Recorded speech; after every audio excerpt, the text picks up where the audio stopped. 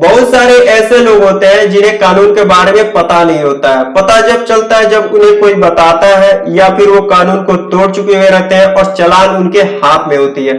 So guys, मैं हूं दिलीप और आज मैं आपको बताऊंगा 5 ऐसे कानून के बारे में जो आपको जानना बेहद जरूरी है और ये आपके ऊपर कैसे लागू होता है ये भी आपको जानना बेहद जरूरी है ताकि आप इससे पहले ही बच जाए। तो चलिए इस वीडियो को शुरू करते हैं। नंबर फर्स्ट, लिफ्ट देना।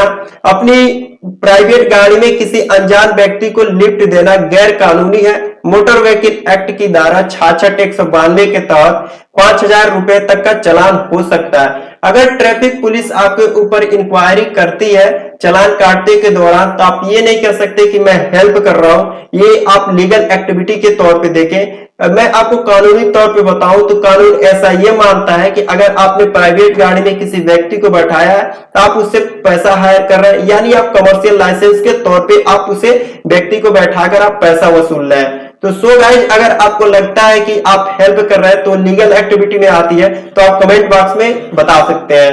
अब अपने नंबर सेकंड की बात करें, सीआरपीसी 41D ये आपको क्या राइट देता है। तो सीआरपीसी सेक्शन 41D के तहत अगर किसी मामले में आपको गिरफ्तार किया गया है और पुलिस आपसे पूछताछ करना चाहती है तो आप अपने वकील के आने की प्रतीक्षा कर सकते हैं। आपको पुलिस की कुछ कहने या बताने की जरूरत नहीं है। अब हम अपने बात करें number third, FIR CrPC 163 sub section 3 क्या कहता है या फिर आपको क्या अधिकार देता है। तो पुलिस को एफआईआर लिखाना अनिवार्य है।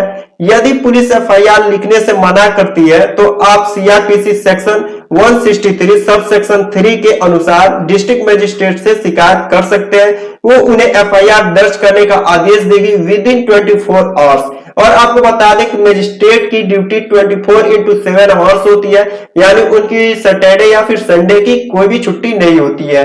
और हम अपने बात करें चौथे की, तो सीआरपीसी 51 क्या कहता है, आपको वारंट के बारे में आपको क्या बताता है। तो हम आपको बता दें कि अगर गिरफ्तार किया जा रहा है तो आप वारंट पूछ सकते हैं। पुलिस अगर वारंट प्रस्तुत नहीं करती है तो आप चार्ज क्या लगा है ये पूछ सकते हैं। और इसमें आता है कॉग्निजेबल और नॉन कॉग्निजेबल। तो आपको बता दूं कि अगर आपने छोटी मोटी अपराध किए हैं या फिर उस सिचुएशन में आप पूछ सकते हैं कि मैंने क्या किया है और उस पर आप जवाब तलब पुलिस से कर सकते हैं।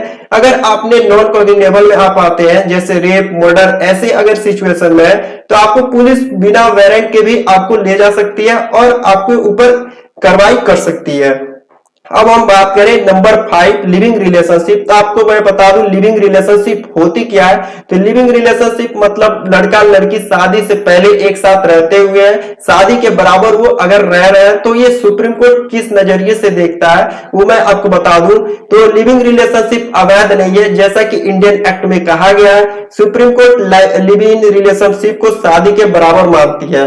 पार्टनर को छोड़ने पर मेंटेनेंस और एलिमनी का ध्यान देना पड़ेगा। डोमेस्टिक वायलेंस के नियम भी माने हैं। डोमेस्टिक वायलेंस से मतलब ये है कि यहाँ पर कि अगर लड़का लड़की या फिर जो भी पार्टनर्स हैं अगर उनके सहमति नहीं बन रही है और लड़ाई या फिर झगड़े कर रहे हैं तो वो जाकर कानूनी कार्रवाई कर सकते हैं। उस दौरान अगर डोमेस्टिक वायलेंस के अंदर आता है तो उसकी मेंटेनेंस और एलिमनी का भी ध्यान देना पड़ेगा। सो गाइज, आपने जाना इस वीडियो में 5 ऐसे कानून के बारे में जो आपके लिए जानना बेहद जरूरी था। अगर ये वीडियो आपको पसंद आई हो तो वीडियो को लाइक कर दीजिएगा और सब्सक्राइब कर दीजिएगा।